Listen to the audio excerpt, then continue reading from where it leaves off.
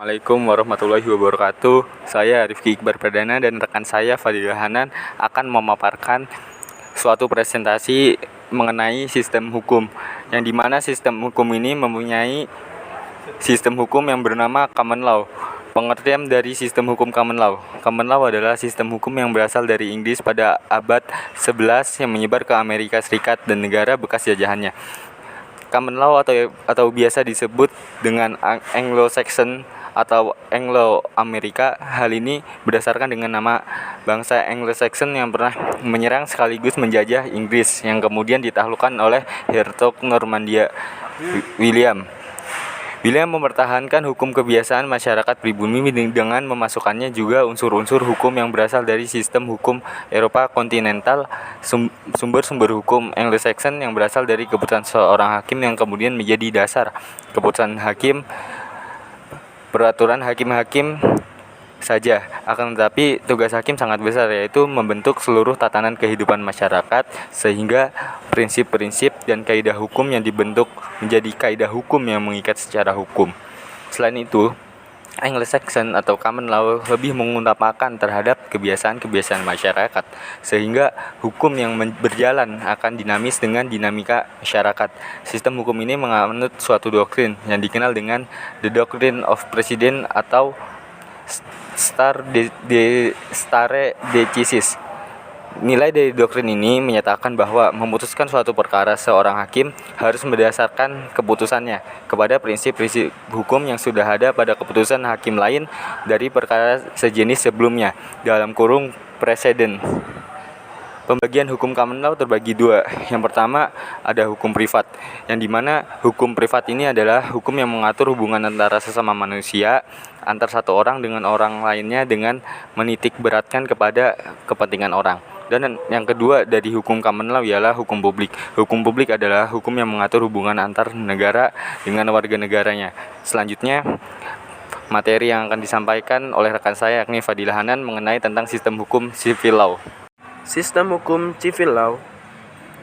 Civil law atau biasa disebut dengan sistem hukum Eropa kontinental dalam bahasa Inggris, yaitu civil law may be defined as that legal tradition which has its origin Roman law, as codified in the Corpus Juris Civile of Justinian, and subsequently developed in continental Europe and around the world.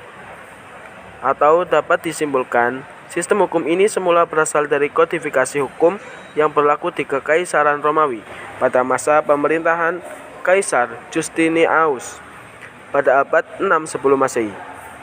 Peraturan-peraturan hukumnya merupakan kumpulan dari kaidah hukum yang ada sebelum masa Justinius yang di kemudian hari disebut dengan Corpus Juris Civilis.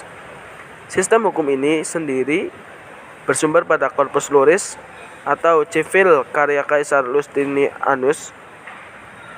Jadi, civil law ialah sistem hukum yang memperoleh kekuatan mengikat karena diwujudkan dalam peraturan-peraturan yang dibentuk undang-undang dan tersusun secara sistematik di dalam kodifikasi.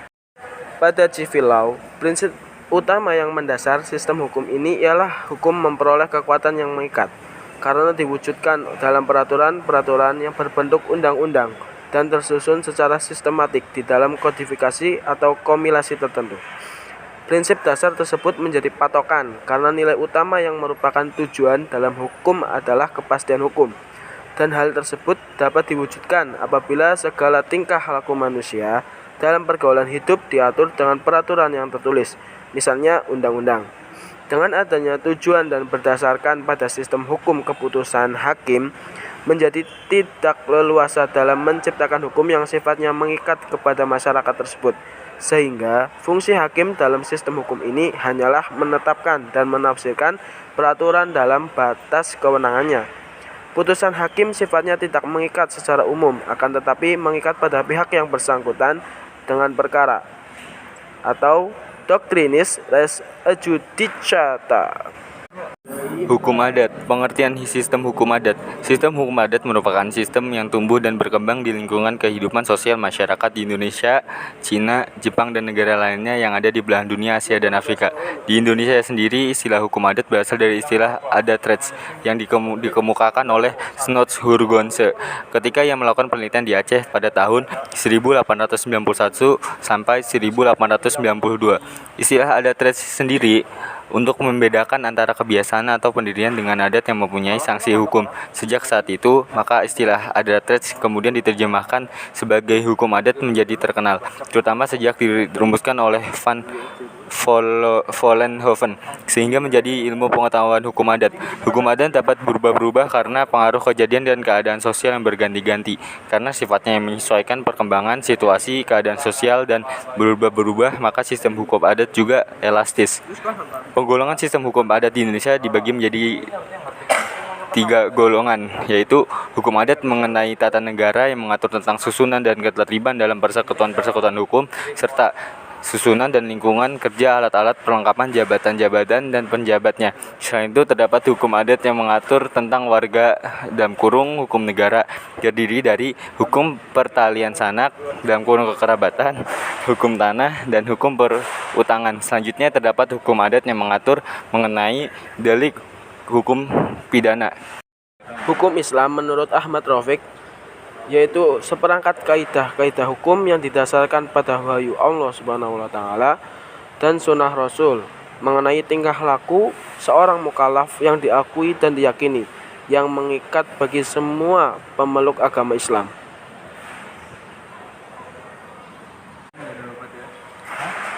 Sumber hukum Islam pada sistem hukum ini melandaskan kepada 4 hal. Yang pertama ialah Al-Quran.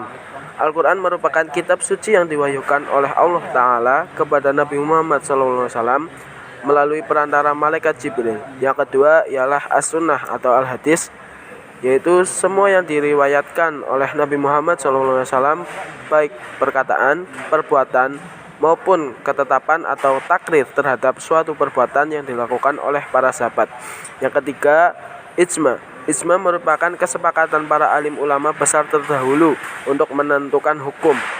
Yang terakhir ialah Qiyas atau persamaan antara 2 atau lebih kejadian untuk ditarik kesimpulan yang memunculkan suatu hukum yang baru.